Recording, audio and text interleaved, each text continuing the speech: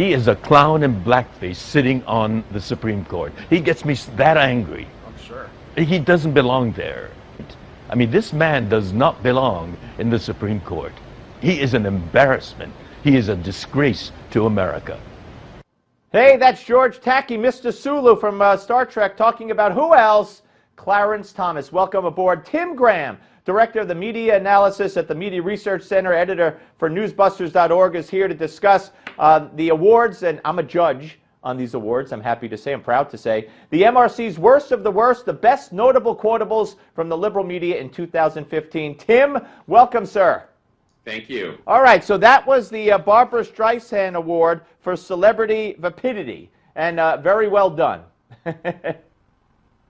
He did ultimately apologize, at least for the clown in blackface part.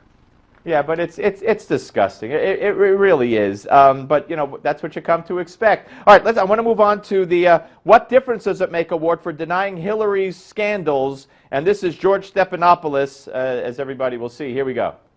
As you know, the Clinton campaign says you haven't produced a shred of evidence that there was any official action as secretary that supported the interests of donors. We've done investigative work here at ABC News, found no proof of any kind of direct action. And an independent government ethics expert, Bill Allison of the Sunline Foundation, wrote this. He said, there's no smoking gun, no evidence that she changed a policy based on donations to the foundation. No smoking gun. Is there a smoking gun? And of course, he was talking to Peter Schweitzer, and then that was in April. Wasn't it a couple of weeks later that we found out that Stephanopoulos had given $75,000 to the Clinton administration, to the Clinton Foundation? Exactly. And look, he there is just playing complete defense lawyer, not a shred of evidence. And then he uses those lawyerly words like there's no sign of direct action, very Clinton-ish. And there he was, doing what he always does. Yeah, very duplicitous on his part. Now we have, and this is a graphic, we'll put it up, Dick Meyer, the Obama-gasm Award. He's a former CBS News producer, now Washington Bureau Chief for Scripps News. And here he was in July in an op-ed. Americans are lucky to have Barack Obama as president. We should wake up and appreciate it while we can. President Obama will go down in history as an extraordinary president, probably a great one. It will be a moral booster and a sign of civic maturity if more Americans appreciated what an exceptional president they have right now. It could be a long wait for the next one. Wow. Imagine how many people in Washington and New York journalism, if you put that on a Facebook page, would click like. Yeah, absolutely.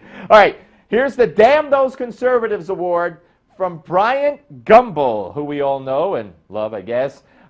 This is in January, Rolling Stone interview. There are a few things I hate more than the NRA. I mean, truly. I think they're pigs. I think they don't care about human life. I think they're a curse upon the American landscape. And you know what? Probably 99% of the media feels the same way.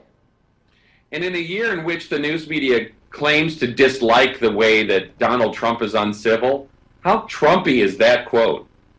Yeah, very, very, very Trumpy. That's a good one. All right, here it is, the quote of the year, Melissa Harris Perry.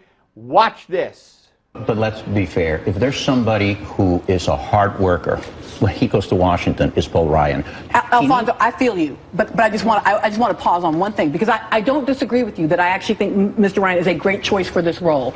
But I want us to be super careful when we use the language hard worker, because I mean I actually keep an image of folks working in cotton fields on my office wall, because it is a reminder about what hard work looks like. So I feel you that he's a hard worker. I do, but in the context of relative privilege. All right, 10 seconds, Tim. Sum it up. This is what happens when you put a radical leftist professor on television for 2 hours every Saturday and Sunday. Yeah, she's a gift that keeps on giving.